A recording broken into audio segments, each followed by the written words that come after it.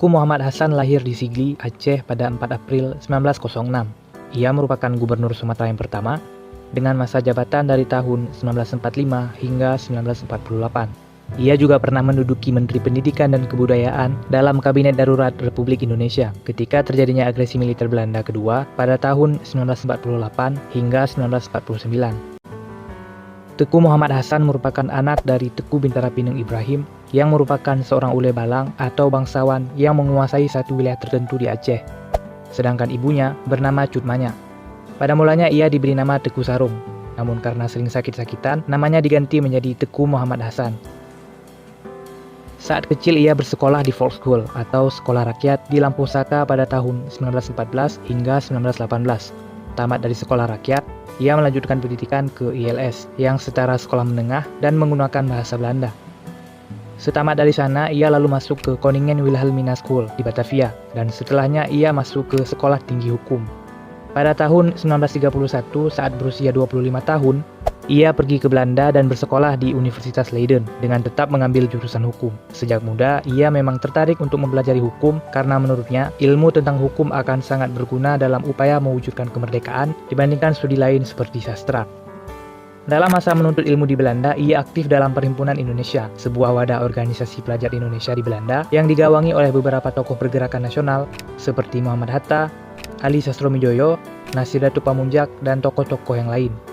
Muhammad Hasan dapat merampungkan pendidikannya di Belanda kurang dari 3 tahun dengan meraih gelar Master de Rechten atau Magister Hukum. Pada tahun 1933, ia segera kembali ke Aceh dengan menumpang kapal laut. Saat merapat di pelabuhan Ulele, ia sempat mendapatkan masalah. Buku-buku yang ia bawa disita karena dinilai berbahaya bagi pemerintah Hindia Belanda. Selama di Kutaraja, Teuku Hasan aktif berjuang dalam bidang agama dan pendidikan.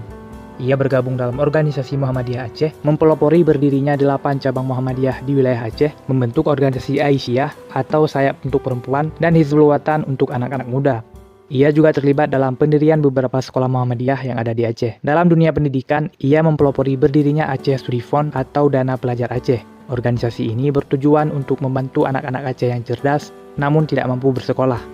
Selain itu, ia juga menjadi komisaris sebuah organisasi pendidikan bernama Perkumpulan Usaha Sama Akan Kemajuan Anak atau Pusaka yang bertujuan mendirikan sekolah-sekolah dasar di Aceh. Teuku Muhammad Hasan juga merupakan ketua dari Perguruan Taman Siswa Cabang Aceh, sebuah gerakan pendidikan yang diprakarsai oleh Ki Hajar Dewantara, dan yang menjadi sekretaris beliau saat itu adalah Teuku Nya Arif. Atas pengalamannya di bidang pendidikan, beliau juga pernah bekerja sebagai pegawai di Departemen Pendidikan Hindia Belanda pada saat kekuasaan Jepang di tanah air. Teuku Muhammad Hasan berada di Medan dan bekerja pada semacam Departemen Pengawasan Koperasi. Menjelang kemerdekaan Indonesia, peran Teuku Muhammad Hasan semakin meluas. Tidak hanya di Aceh, ia juga masuk dalam pentas nasional. Beliau dipilih menjadi salah satu anggota PPKI atau Panitia Persiapan Kemerdekaan Indonesia yang diketuai oleh Soekarno. Dan ia juga ikut terlibat dalam persoalan yang dihadapi di awal kemerdekaan serta perumusan Undang-Undang Dasar 1945. Pada tanggal 22 Agustus 1945 atau 5 hari setelah proklamasi kemerdekaan, beliau ditunjuk menjadi gubernur Sumatera. Saat itu Sumatera memang belum terbagi menjadi beberapa provinsi atau wilayah, sehingga beliau dipercaya sebagai pemimpin administrasi di pulau terbesar ke-6 di dunia hingga tahun 1948. Pada akhir tahun 1948, Republik ini berada dalam situasi genting. Belanda yang mengkhianati perjanjian Renville melancarkan agresi militer yang kedua. Serangan ini berhasil menguasai kota Yogyakarta yang merupakan sentral pemerintahan Republik. Beberapa tokoh penting dalam pemerintahan yaitu Soekarno, Hatta, dan Syahrir berhasil ditangkap oleh Belanda. Menghadapi kekosongan kekuasaan ini, untuk menunjukkan bahwa Republik Indonesia masih berdiri, beberapa tokoh dari Sumatera yang dipimpin oleh Syafruddin Prawira Negara membentuk PDRI atau Pemerintahan Darurat Republik Indonesia yang berpusat di Bukit Tinggi.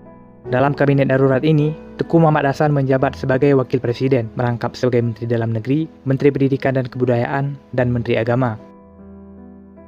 Ketika menjabat sebagai Ketua Komisi Perdagangan dan Industri di DPRS tahun 1951, Teuku Muhammad Hasan mengadakan sebuah penelitian yang berujung pada kesimpulan bahwa Indonesia tidak memperoleh bagian yang wajar dari perusahaan minyak asing. Hasil penelitian ini diajukan dalam mosi parlemen yang juga didukung oleh kabinet sehingga diterima secara aklamasi. Mosi ini secara garis besar mendorong terbentuknya Komisi Negara tentang Minyak dan Tambang. Mosi ini juga mendorong pemerintah untuk meninjau kembali Undang-Undang Perminyakan peninggalan Hindia Belanda yang dinilai tidak lagi sesuai dengan asas pokok pemikiran bangsa. Efek dari mosi ini adalah dibentuknya Panitia Negara Urusan Pertambangan atau PNUP pada bulan Maret 1956 dan Teuku Muhammad Hasan ditunjuk sebagai ketua. Badan ini berhasil menasionalisasi beberapa perusahaan minyak asing menjadi Permina pada 1957 dan Pertamin pada 1961. Kedua perusahaan ini pada tahun 1968 digabung menjadi Pertamina. Selama masa pemerintahan Orde Baru, Teuku Muhammad Hasan terkesan menjauh dari hingar-bingar politik.